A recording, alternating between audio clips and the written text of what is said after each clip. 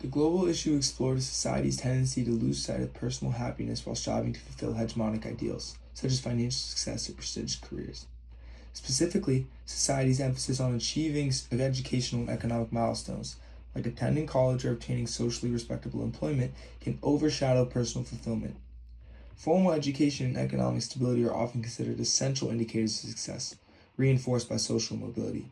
As a result, individuals frequently prioritize societal validation over personal contentment, avoiding occupations that would make them happy, further underscoring society's influence on personal decisions. Mary Oliver's poem Invitation encourages readers to embrace the beauty and simplicity of earth, inviting them to live authentically without societal expectations. Oliver emphasizes self-determination and suggests that fulfillment comes from everyday, small pleasures rather than chasing external validation.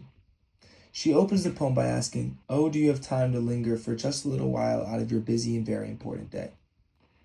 This pause critiques the glorification of constant busyness.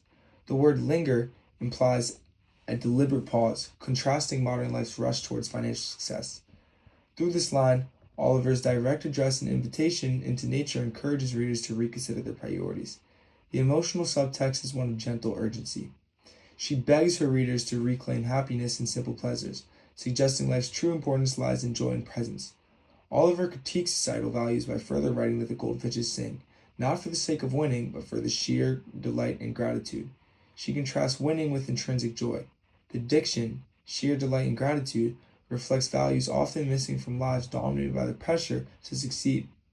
The poem builds up the idea of a contest only to subvert it, mirroring Oliver's challenge to the belief that life's values lies in outdoing others. The emotional tone is one of wonder. The goldfish's singing becomes a metaphor for appreciating life without external rewards. Oliver suggests that being present is a serious thing, arguably more serious than meeting society's expectations. Each note sung by the birds invites readers to reassess their life's pursuits, echoing Oliver's message that small wonders could mean everything, even to the point of inspiring personal change. Oliver's themes echo through her other work. In Wild Geese, she writes, "You do not have to be good," rejecting societal expectations in favor of self-acceptance. In The Summer Day, she asks, "Tell me, what is it you plan to do with your one wild and precious life?" A question that urges readers to consider the value of experiences over external achievements. Her use of rhetorical questioning and imagery consistently fosters reflection on the cost of conforming to societal norms. Wim Wenders' film Perfect Days explores similar themes through the story of Hirayama, a Tokyo toilet cleaner whose occupation is generally viewed negatively by society. Initially, Hirayama seems content with his highly structured and solitary life, characterized by routines involving music, literature, and simple interactions. His routine places him at odds with societal ideals, as his occupation is essential yet dismissed by mainstream measures of success. On the surface, his life appears to reject societal validation in favor of authentic personal contentment.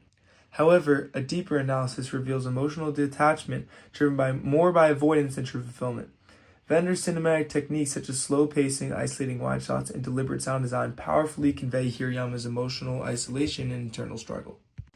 Chronologically, Hirayama's structured routine initially appears peaceful but emotionally empty. He listens to cassette tapes, works quietly, and sticks to his set rhythm each day.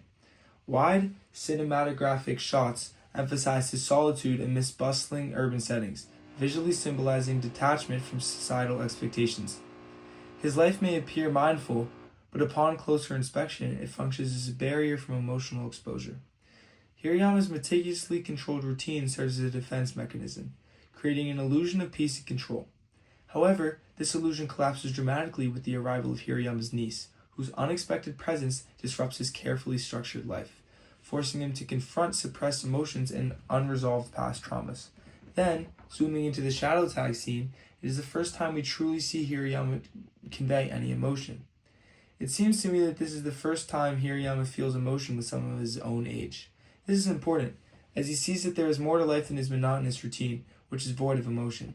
It then provides a perfect segue into the final scene, in which he finally, for the first time, lets his emotions free. It is the culmination of all things which happen in the second half of the movie.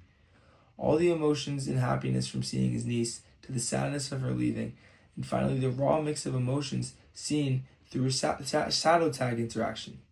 The final scene gives us one final message. Life is a mix of joy and sorrow, and the final scene captures his ability to hold both at once. It's about being genuinely grateful for the moments of beauty and happiness while also allowing himself to fully feel the sadness of the loss and pain, without needing to run from it. He is also clearly moved by the sheer magnitude of it all, taking it in with a kind of quiet awe. Through slow pacing and close-up shots, we witness his emotional breakthrough. Tears, silence, and stillness as he reflects on the mix of joy and sorrow in life. Rather than contradiction in the film's critical view of solitude, this reinforces how societal expectations can distance us from our emotions. His routine, once a protective mechanism, reveals the emotional toll of suppressing vulnerability in the name of control.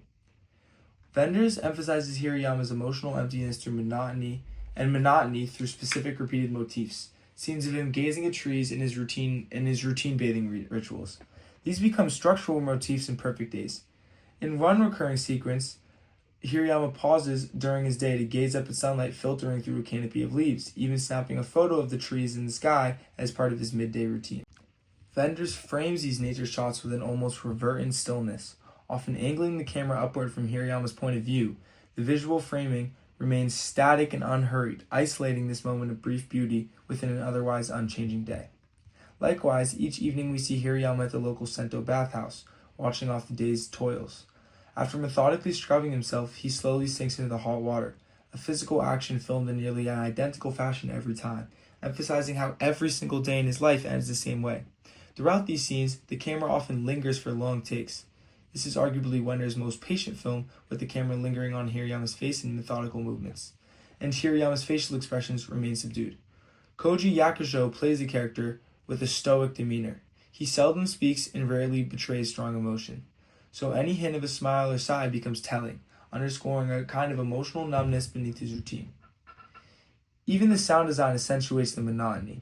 Instead of a dramatic score, we mainly hear ambient sounds, the rustle of wind in the trees, the splash and the echo of the bathwater, the hum of distant traffic, all which envelop Hirayama in isolating quiet.